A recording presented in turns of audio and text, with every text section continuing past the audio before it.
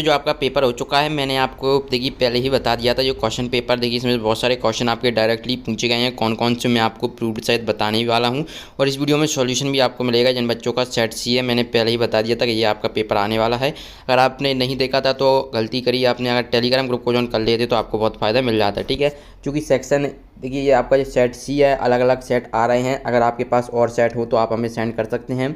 Send आप कहाँ पर, आप पहले तो आप हमारे टेलीग्राम ग्रुप को ज्वाइन कर लीजिए, वहाँ पर आप कर सकते हैं, या फिर मुझे ईमेल पर भी कर सकते हैं, ठीक है। मेल इस चैनल के आप अबाउट सेक्शन में जाएंगे, वहाँ पर आपको मेल दिखेगा, उस पर आप सेंड कर दीजिएगा, ठीक है। बहुत सारे बच्चे करते भी है। तो चलिए इसका आंसर देख लेते हैं और बताते हैं कि कौन कौन से क्वेश्चन आपके पूछे गए हैं। और हिंदी का भी आपको इंग्लिश का भी आपको बहुत जल्द मिल जाएगा। तो यहाँ पर देखिए मैंने ब्रिज कोर्स बताया था, अगर आपको इंटू प्लस माइनस जोड़ घटाना आता है तो आप कर लेंगे। देखिए उसी से एक है, यदि एक पेन की कीमत 8 रुपये है तो 12 पेन की कीमत कितनी होगी, तो 12 इंटू 8 कितना होगा, है ना। तो आप 12×96, तो ऑप्शन भी आपका सही हो जाएगा। अगला प्रश्न देखिए, एक परिमेय और अपरिमेय संख्या का योगफल या अंतर होता है तो वो क्या होता है, एक परिमेय संख्या ही होता है। परिमेय अपरिमेय संख्या का जो आप देखिए एक देखते हैं, मान लीजिए 4/3 आपकी एक परिमेय संख्या है और ये आपकी √3 मान लीजिए अपरिमेय संख्या है, ठीक है। इसका योगफल या अंतर क्या एक परिमेय संख्या ही होगा, ठीक है।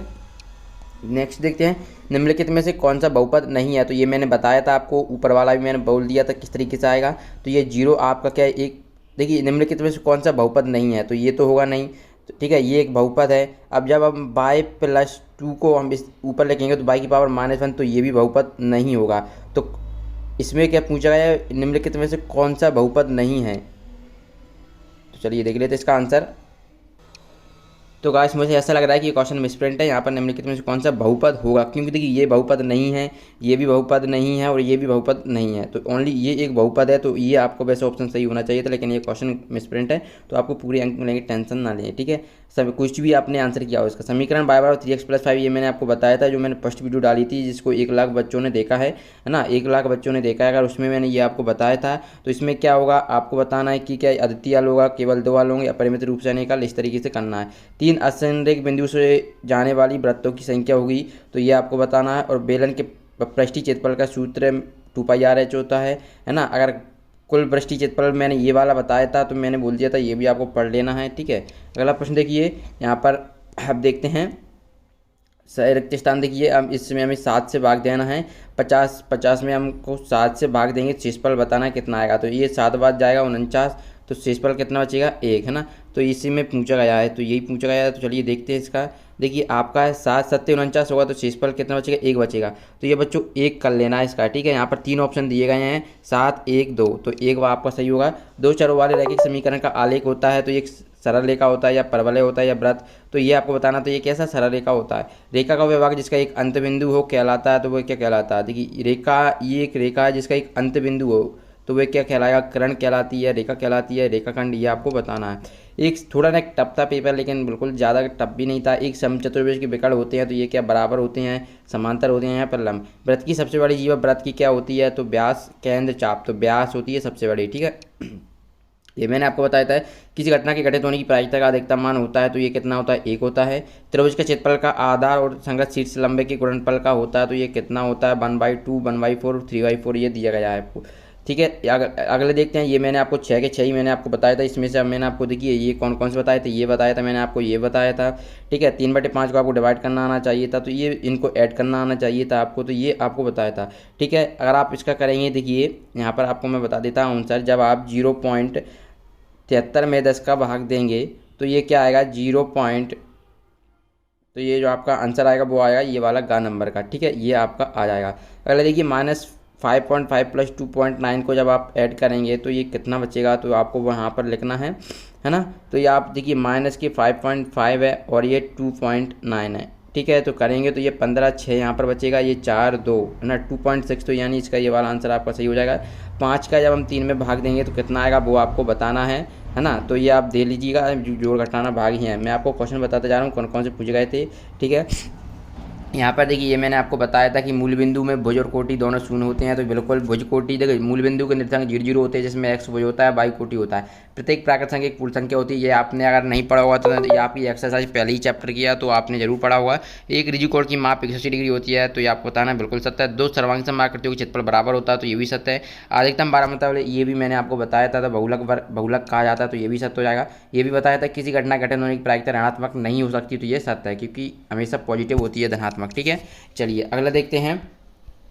रेखे को बहुपद की परिभाषा मैंने बोला था कि रेखे बहुपद की याद पूछेगा, परिभाषा पूछेगा। बिंदु देखिए चतुर्थांश, ये तो मैंने सेम टू सेम यही बताया था आपको। एक समकोण त्रिभुज में यदि एक कोण 50 डिग्री का है तो अन्य दो कोणों की माप क्या होगी, है ना। तो हम जानते हैं कि देखिए मान लीजिए कि एक समकोण त्रिभुज में यदि एक कोण 50 डिग्री है तो दूसरा कितना होगा x2 मान लीजिए, और तीसरा मान लीजिए x3 बराबर। तीनों कोणों का योग कितना होता है 180 डिग्री होता है। ठीक है, तो अब क्या करना है आपको, दो कोणों की माप क्या होगी तो ये हमें बताना। एक समकोण त्रिभुज में देखिए, एक समकोण त्रिभुज में तो एक तो क्या होगा 90 डिग्री का होगा, और एक कितना होगा आपका 50 डिग्री, है ना। तो एक और देखिए, एक आपका समकोण में 90 होगा या एक 50 ने बोला है, तो दूसरा कितना होगा 40 होगा। इस तरीके से आपको ये तीनों निकालना है। समांतर चतुर्भुज का नामांकित चित्र बनाना है। यदि किसी शंकु की भुजाएं, तो इसका अर्ध परिमाप ये मैंने बोला था, त्रिभुज का जो आपका ह्यूरोन का सूत्र का अर्ध परिमाप का आपको आना चाहिए। शंकु का आयतन मैंने बोला था, प्रेक्षणों का माध्य ज्ञात करने का सूत्र ये मैंने आपको नहीं बताया था। ठीक है, लेकिन आपने कर लिया होगा। अगला देखिए, ये क्वेश्चन तो मैंने आपको बताया था, यही पूछा गया था आपका। ठीक है, इसके बाद देखिए इसको मैंने सॉल्व करके बताया था आपको। जो 3-4 क्वेश्चन थे 32 2 का, इसको आप किस प्रकार 2 की पावर 5 लिख सकते हैं। 2/5, 5 से 5 कट जाएगा तो आंसर 4 आएगा। ठीक है, सिंपल क्वेश्चन है, सीधा गुणा ना करके। ये मैंने सेम टू सेम बताया था, अगर आपने देखा होगा प्रीवियस वीडियो।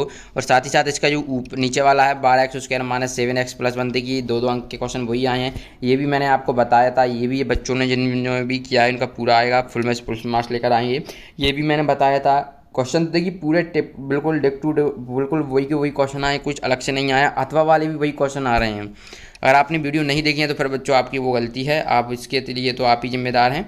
इसलिए अब मैं मैथ की क्या डालूंगा, वीडियो डालूंगा। देखिए मैंने बताया था इसका के का मान 7 आएगा। देखिए वही का वही आंसर आया कि नहीं आया, यहाँ पर आप देख पा रहे हैं बिल्कुल सेम टू सेम आंसर। वही मैंने जो बताया था, आप देख लीजिए, प्रीवियस वीडियो देख लीजिए मेरी, मैं लिंक डिस्क्रिप्शन में दे दूंगा। और ये भी वही क्वेश्चन है, सेम टू सेम क्वेश्चन बच्चों वही आ रहा है, अथवा वाला भी वही।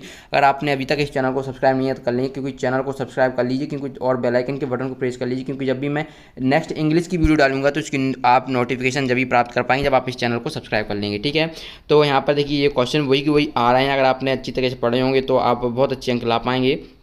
यहाँ पर आपको प्रायिकता की परिभाषा देना था। देखिए ये क्वेश्चन जो मैंने आपको बताए थे, ये कुछ क्वेश्चन नहीं आए, लेकिन अधिकतर मैक्सिमम क्वेश्चन पूछे गए हैं। अब देखिए 4-5 क्वेश्चन देखिए, ये वाला मैंने आपको बताया था कि ये आपका यहाँ पर ये वाला क्वेश्चन दिया था मैंने 3 नंबर में। ठीक है, ये इनमें से मैंने आपको ये वाला भी दिया था और ये वाला भी दिया था। ये वाला तो मैंने 100% बोला था कि ये आएगा। अगर आपने ये किया होगा तो 3 नंबर आप यहाँ से क्लियर हो जाएंगे। अगर जिन बच्चों ने नहीं देखा है तो वो आपकी गलती है बच्चों, है ना। तो इस प्रकार से ये क्वेश्चन दिए गए हैं। ये भी मैंने दिया था 3:5 अनुपात। थोड़ी मुझे लग रहा है कि शायद संख्या चेंज थी, मैंने जब बताया था 2:8 कुछ इस तरह की था, मुझे क्लियरली ध्यान नहीं, लेकिन शायद ये हो सकता है ये भी संख्या हो। लेकिन मैंने बताया था कि इस तरीके से पूछेगा, संख्या चेंज हो जाएगी।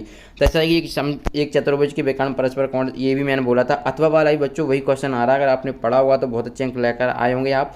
ठीक है, एक त्रिभुज का क्षेत्रफल ज्ञात कीजिए, ये मैंने सेम टू सेम आपको यही क्वेश्चन दिया था। अगर आपने ये पढ़ा हुआ तो आप ये लेकर आ चुके होंगे।